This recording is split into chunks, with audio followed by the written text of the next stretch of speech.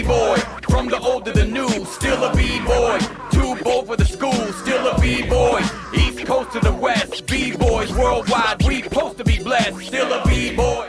What's up, B-boys and B-girls? We are back with an interview show this week. And joining me, I just met him not that long ago on the Fly High tour.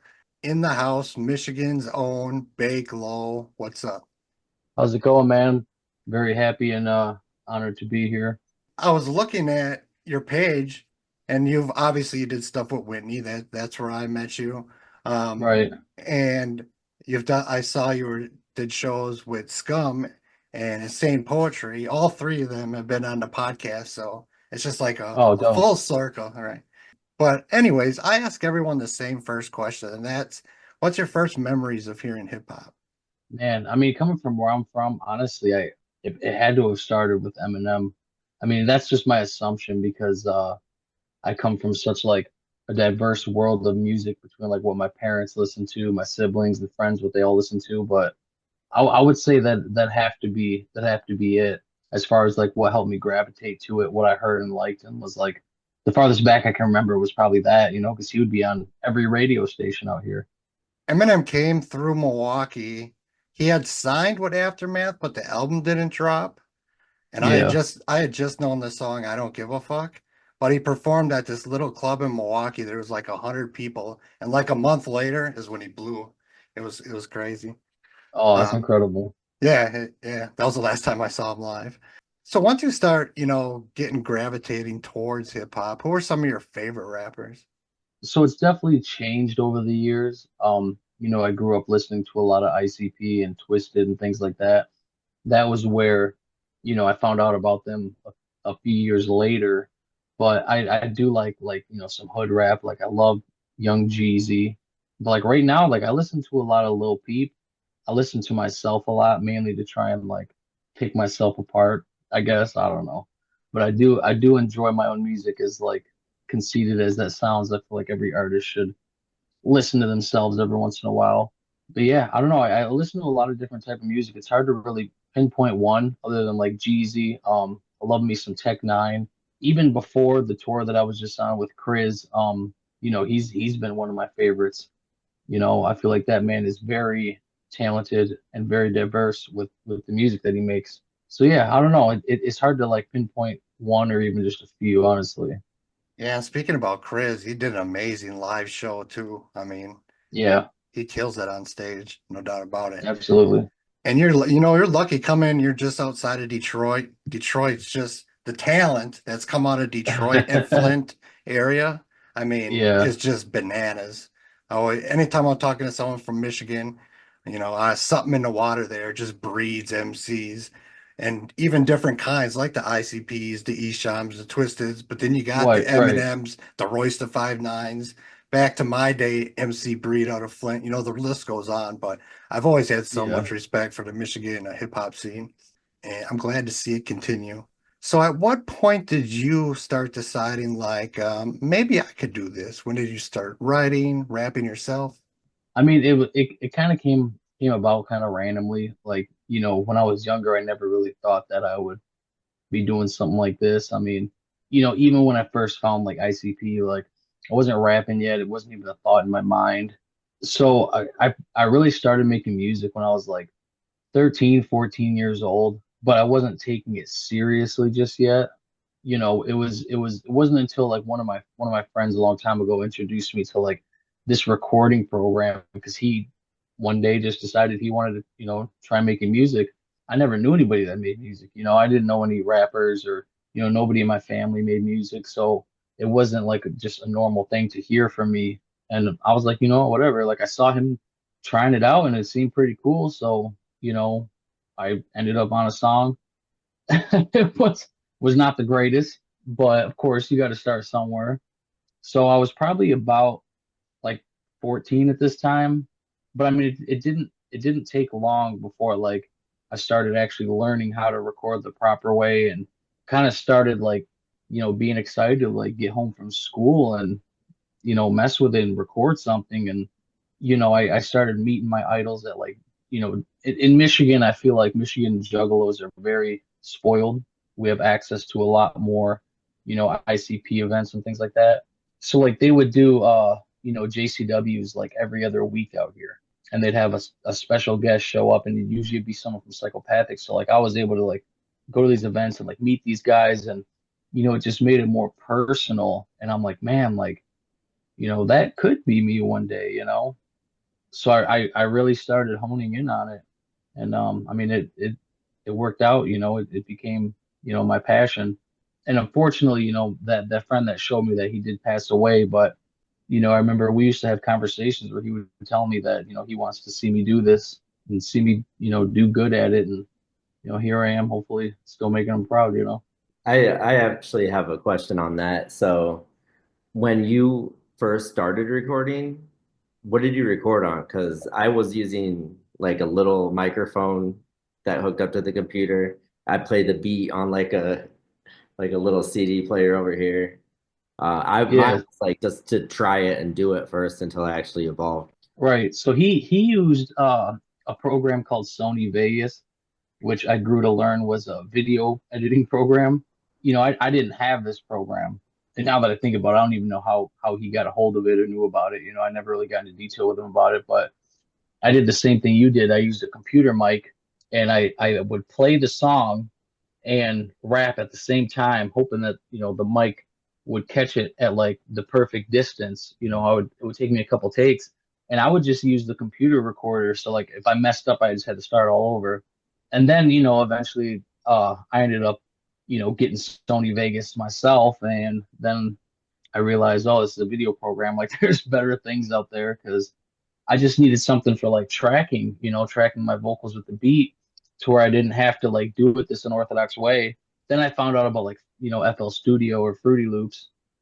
So I used that for years, and now I use Pro Tools. I still make my beats on Fruity Loops, but like as far as recording vocal, I just use Pro Tools. Yeah, that's the go-to. And just like you guys, when I started making tapes in the early 90s, I would have one boombox with a tape playing an instrumental, then I'm rapping into the other speaker of the second boombox. Same thing. There's no punch-ins. It's one take. You fuck up, Yeah, that was that's Right, the you problem. fucked right. up, right? And I didn't Uh know anything about it, and then I met Chris in Milwaukee, and I sat over the shoulder of his engineer, and I kind of watched what he did, and I kind of took it that home. I became that much Absolutely. better. Yeah, just from Yeah. that one day. I've been blessed to now know some really great producers that I've been kind of, over the years have learned some things from. So yeah, and definitely soak up the game from the absolutely. generations been doing it longer. So, like I said, Fly High Tour. My girlfriend's a huge Whitney fan, and I've known Whitney for a little bit. She did a song for the podcast, been on the podcast. How did you end up on the Fly High tour?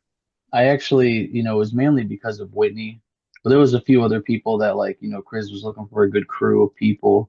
There's a few people that like, threw my name in the hat, and she specifically requested me. So, I mean, me and her have done work together for like 10 years now. So it was real cool to be able to get picked. So Right. It was a great lineup. I actually last week had Henny Holyfield on. I was mad impressed with the whole crew, whether they were performing, merch booth, everything ran smooth, at least the two dates I was at. But it seemed like yeah. everyone had it together.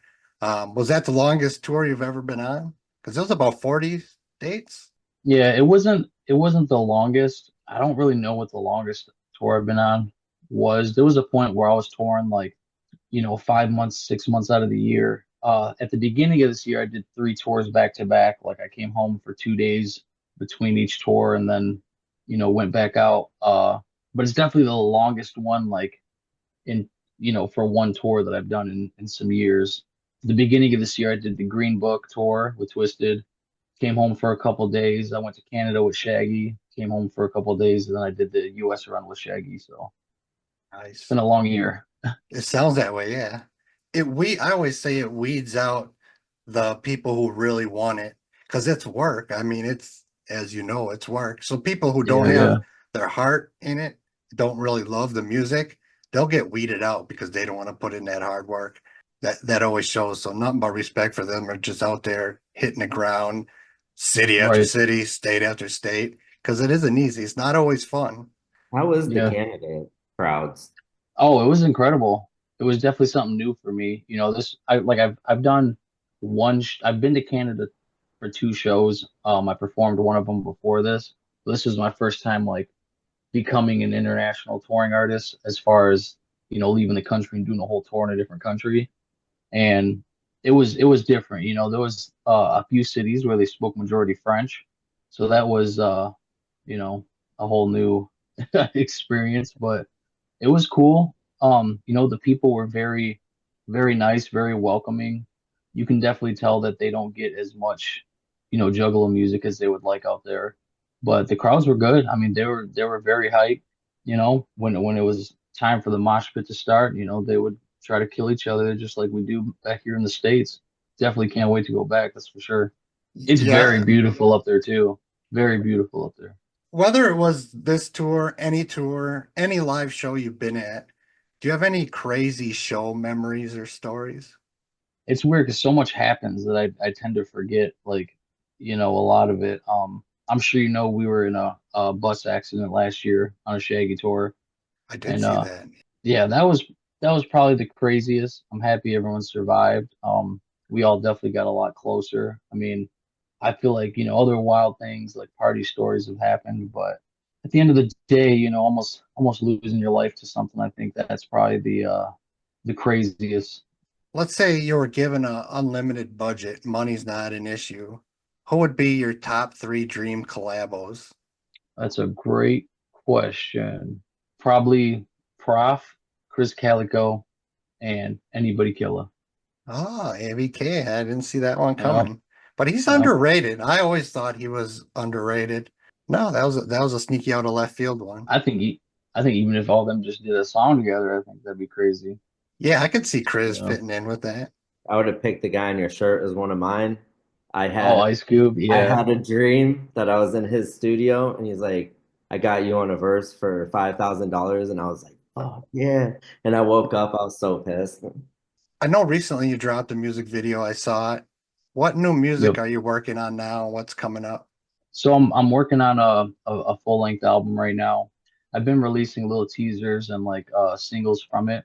If you're kind of looking for the feel of what it's gonna sound like, I have a song called Jewel Thief that's out, and a song called Uzumaki that is featuring Zitro.